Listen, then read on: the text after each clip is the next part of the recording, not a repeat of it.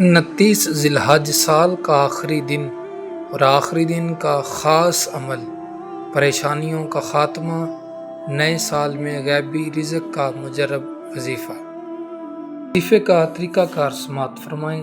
آج کے دن ہی کسی بھی وقت اول آخر 3 بار درود شریف پڑھیں اور ان تمام کلمات کو ایک ہی تسلسل میں ملا کر 29 مرتبہ پڑھیں۔ نمبر 1، بسم اللہ الرحمن الرحیم، ان مع العسر یسرا۔ نمبر 2، وترزق من تشاء بغیر حساب۔ نمبر 3، یا فتاح یا وہاب۔ نمبر 4، استغفر اللہ یا حی یا قیوم، حسبنا اللہ نعم الوکیل۔